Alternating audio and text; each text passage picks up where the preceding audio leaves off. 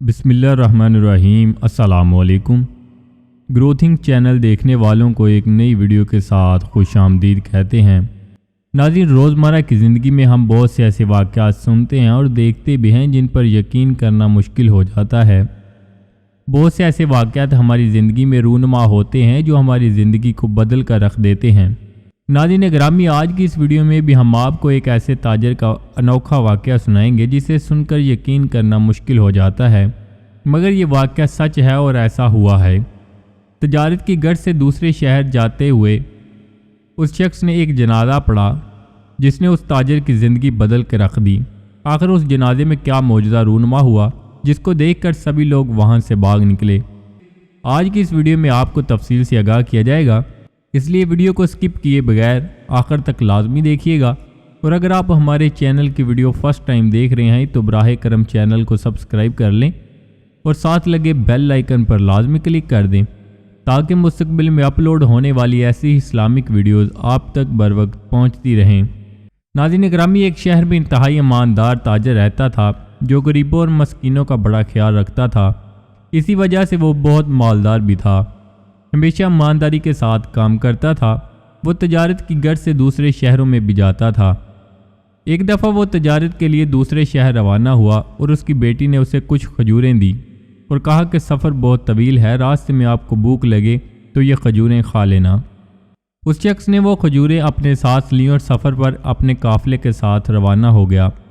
सफ़र करते हुए वो एक जंगल से गुजरा और अपने मुकाम पर पहुंच गया।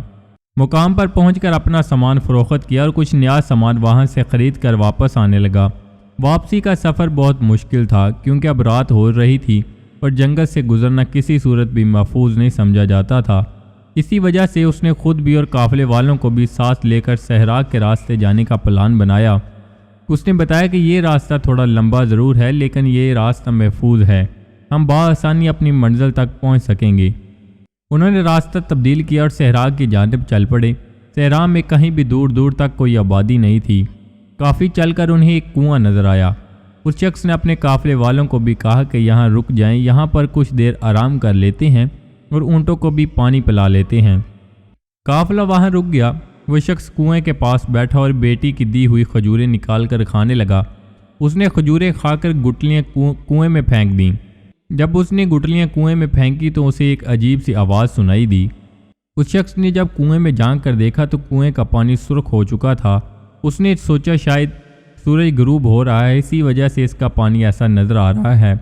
वहाँ से उठा और काफ़िले की जानब बढ़ा तो देखा कि सहरा में एक जनाजा जा रहा था। वो सोच में पड़ गया कि यहाँ तो कोई आबादी भी नहीं है, फिर भी जनाजा कहाँ से आ रहा है। फिर उसने सोचा चलो जनाजा पढ़ लेते हैं। उसने काफ़िले वालों को भी अपने साथ जनाजे में शरीक होने का कहा और जनाजे के साथ साथ चलने लगे। कुछ देर के बाद उसने पीछे मुड़कर देखा तो वो हैरत में मुब्तला हो गया कि उसके पीछे लोगों की एक बहुत लंबी लाइन लग चुकी थी। वो बहुत परेशान हो गया, लेकिन जहाँ जनाजा पढ़ा जाना था वहाँ पहुँच गए। इमाम साहब ने जनाजा पढ़ाना शुरू किया। उसने और काफ़िले वालों ने भी जनाजा पढ़ा। जब जनाजा पढ़ लिया तो पीछे मुड़कर देखा तो ना ही वहाँ पर जनाजा मौजूद था और ना ही वो लोग वहाँ मौजूद थे। ये मंजर देखा था कि काफ़िले वाले वहाँ से भाग निकले। ये शख्स भी बहुत ज़्यादा डर गया और वहाँ से भागने लगा। जब ये वहाँ से भागने लगा तो इसने पीछे से एक आवाज़ सुनाई दी कि ऐ शख्स, तेरे कुएं में गुटली फेंकने से मेरा बेटा हलाक हो गया है, अब मुझे उसका बदला चाहिए और हमारे यहाँ खून का बदला खून होता है। ये शख्स बहुत परेशान था और उसे कहने लगा कि मैंने जानबूझकर कुएं में गुटली नहीं फेंकी थी और ना ही मुझे आप कुएं में नज़र आए थे। दर हकीकत वो एक जिन था। उसने कहा कि तुम्हें ये पहले सोचना चाहिए था। उस शख्स ने कहा कि मुझसे गलती हो गई है, मुझे माफ़ कर दो।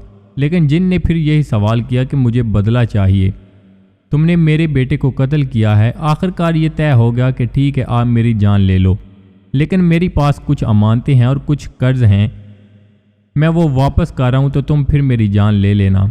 जिन ने कहा ठीक है, मैं तुम्हें 40 दिन का वक्त देता हूँ।